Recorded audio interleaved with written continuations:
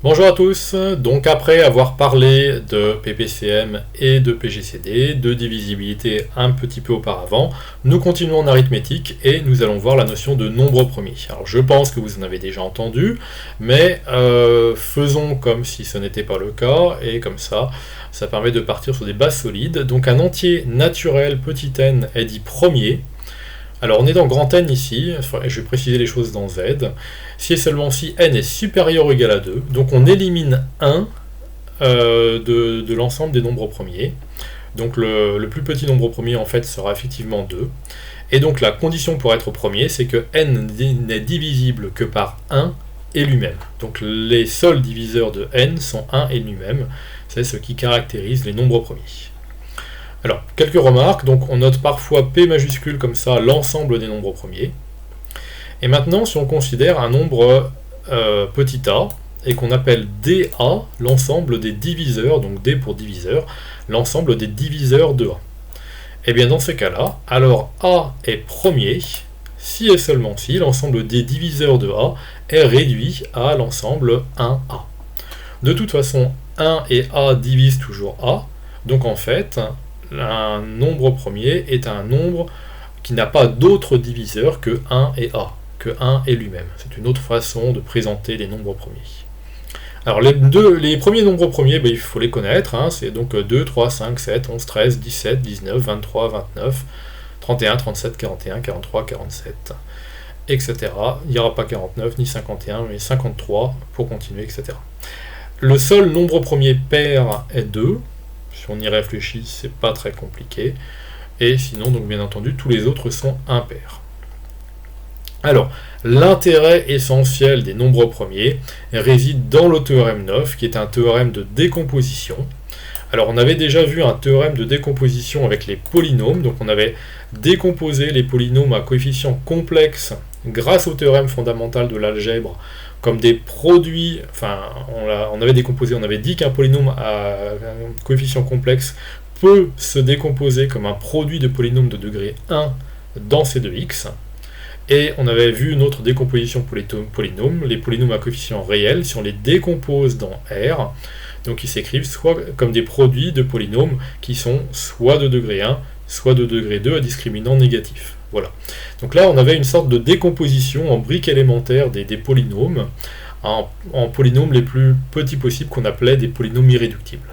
Eh bien, les nombres premiers jouent ce rôle-là de nombre irréductible, c'est-à-dire qu'on ne peut pas les décomposer en un produit de deux autres nombres. Voilà.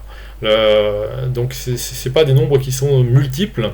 Par exemple, 12 n'est pas premier parce que 12 c'est un multiple. 12 c'est 3 fois 4 par exemple, ou 2 fois 6. De même 15 c'est 3 fois 5. C'est un multiple, il n'est pas premier. Et donc, il y a des nombres qu'on peut décomposer comme ça qui ne sont pas premiers, mais quand on les décompose, on a un peu l'impression de saucissonner un nombre en éléments plus petits, et les éléments irréductibles de cette décomposition sont justement les nombres premiers.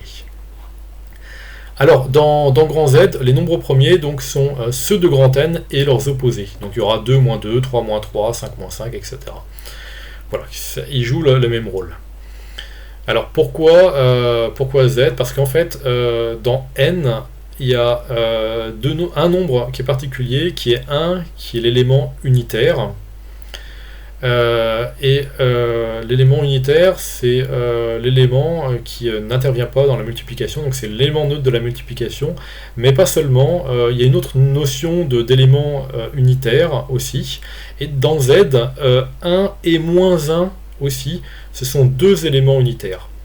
Donc c'est pour ça que dans Z, on avait déjà vu la notion que si A divise B, si B divise A, alors A est égal à B ou A est égal à moins B. Donc dans Z, il y a cette notion-là d'opposé qui arrive parce qu'il y a aussi le nombre moins 1 qui est un nombre unitaire. Voilà, je ne rentre pas trop dans cette notion d'élément unitaire, mais je pense que vous comprendrez que on a déjà parlé de cette notion-là, donc voilà, c'est juste pour... c'est pas au programme de rentrer en détail dedans, mais c'est juste pour vous faire sentir un petit peu les choses sur ce côté unitaire de 1 et de moins 1 dans Z. Alors, donc je disais, le théorème de décomposition, donc c'est le théorème essentiel. Il dit que tout nombre grand N, donc entier dans grand N, supérieur ou égal à 2, est un produit de nombres premiers. Donc se décompose comme un produit de nombres premiers. Alors les nombres premiers, là, ce sont les P indice K. Donc il va y avoir P1 qui est un nombre premier, P2 qui est un nombre premier, P3, P4, P5, P6, voilà un certain nombre de produits de nombres premiers. Et ces nombres premiers peuvent se retrouver à plusieurs fois dans la décomposition. Donc par exemple, peut-être que P1 va être au carré, ou et P2 va être puissance 3. Donc si P2 est à puissance 3, ça veut dire que quand K égale 2, R2 est égal à 3. Voilà. Petite notion un petit peu subtile éventuellement ici. Et cette décomposition est unique à l'ordre des facteurs près. C'est-à-dire que, évidemment, 6, on peut l'écrire 2 fois 3, mais on peut l'écrire 3 fois 2, on peut changer l'ordre des facteurs. C'est bien entendu lié à la commutativité de la multiplication dans grand N, et de même dans grand Z. Voilà. Donc à l'ordre des facteurs près, la décomposition ici est unique, les pk sont uniques, et leurs puissances sont uniques. Alors, un petit complément de... Alors, ce théorème n'est pas... La démonstration n'est pas au programme, en fait. L'existence n'est pas très compliquée, en fait. On réagit par récurrence sur n. Donc, on prend un entier n. Deux possibilités. Soit n est premier. Si n est premier, donc n égale P1. Voilà, c'est tout. Le produit ici, le grand N vaut 1. Et puis le petit n donc est premier, donc il vaut P1, on pose P1 égale n, et le R1 il vaut 1. Voilà, donc c'est tout simple. Si n est premier, c'est bon. Et puis si n n'est pas premier, c'est qu'il est justement décomposable en un produit de deux nombres, qu'on va appeler A et B. Et puis A et B sont nécessairement strictement inférieurs à n. On applique l'hypothèse de récurrence à A et B. Et donc dans ces cas-là, A est décomposable en un produit de nombres premiers de la forme qui est ici.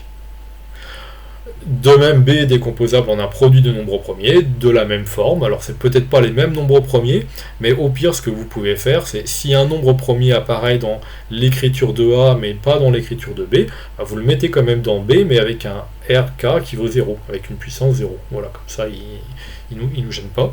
Et puis ensuite on fait AB c'est petit n, et donc on fait le produit dans la décomposition de A fois le produit de la décomposition de B, on obtient un produit de cette forme-ci, un produit de puissance de nombres premiers. Bon, l'existence n'est pas très compliquée, donc avec cette récurrence là, et par contre c'est l'unicité qui est plus difficile à démontrer, j'ai pas envie de rentrer dedans. Voilà. Alors, un complément, c'est qu'on va revenir maintenant sur le PPCM et sur le PGCD.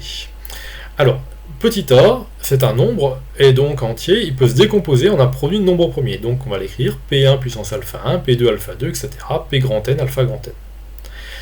Et puis B, P1 puissance bêta 1 avec une autre puissance, P2 puissance bêta 2, Pn puissance bêta n. Donc comme je disais, les alpha i et les bêta i, j'ai un petit peu exagéré ici, pardon, ils ne sont pas dans n étoiles, éventuellement puisqu'on s'arrête à grand N, on impose ici un petit peu à ce que les nombres premiers apparaissent dans les deux décompositions, donc très probablement que certains nombres là auront une puissance nulle, donc il y aura des alpha i ou des bêta i, ou les deux même, qui vont être nuls. Et les pi donc sont dans grand P, ce sont des nombres premiers. Eh bien une application, c'est que grâce à la décomposition, on peut déterminer tout de suite et le PPCM et le PGCD. Alors le PPCM de A et de B, eh bien c'est chacun des P1 pour lequel on va prendre l'exposant, ça va être le maximum entre alpha 1 et bêta 1 pour P1. Et pour P2, son exposant, ça va être le maximum entre alpha 2 et bêta 2, etc. Et pour P grand N, ce sera le maximum entre alpha n et bêta n. Voilà.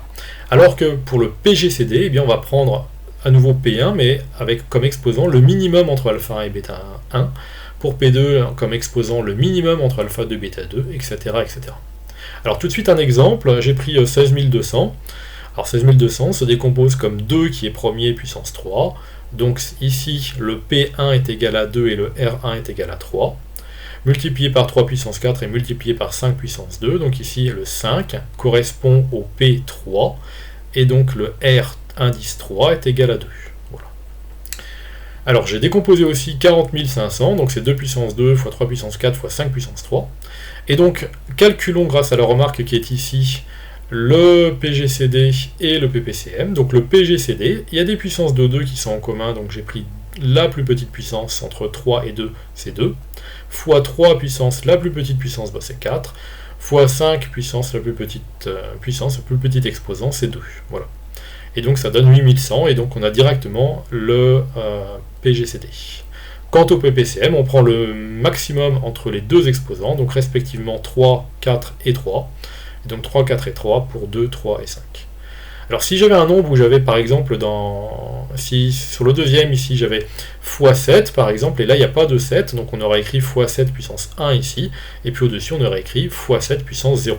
Voilà, ça ne change rien. Voilà, d'où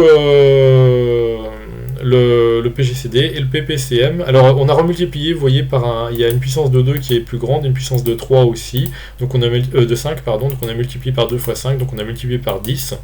Donc le PGCD est égal à 8100 et PPCM à 81 000. Enfin, terminons, avant de passer à une méthode de recherche des nombres premiers, terminons par une écriture pratique pour savoir comment est-ce qu'on décompose un nombre en produit de nombres premiers. Alors je sais que beaucoup ne connaissent pas ça parmi vous. Donc là j'ai pris 16200 par exemple. Donc l'idée c'est d'écrire votre nombre 16200 ici, de tracer un grand trait vertical, alors plus ou moins grand suivant si vous êtes optimiste ou pessimiste, très grand pour les pessimistes, voilà. Et donc on va écrire à droite les nombres premiers qui le divisent. Et on commence par le plus petit possible, d'où l'intérêt de connaître la liste des premiers nombres premiers, au moins je pense jusqu'à 47, je ne vous demande pas de les connaître jusqu'à 10 000. Donc on commence par le plus petit, donc c'est un nombre pair, donc 2 le divise. Et donc on dit que 16200 est divisible par 2, et on écrit le quotient ici, 8100. 8100 est pair, donc on peut le diviser par 2 et on trouve 4500. 4500 est pair, on peut encore le diviser par 2, donc on trouve 2025. Et là, 2025 n'est plus pair, donc on ne va pas diviser par 2. On regarde le nombre premier suivant, c'est 3. Alors, est-ce que 2025 est divisible par 3 ? Oui, il y a un critère que j'espère normalement vous connaissez. Vous additionnez les chiffres de 2025, donc 2 plus 0 plus 2 plus 5. Ça fait 9 au total. 9 est un multiple de 3, donc le nombre est divisible par 3. Donc on le divise par 3, on trouve 675. On recommence. Est-ce que 675 est encore divisible par 3 ? Donc 6 plus 7 plus 5, la somme des chiffres donc est égale à 18, qui est divisible par 3.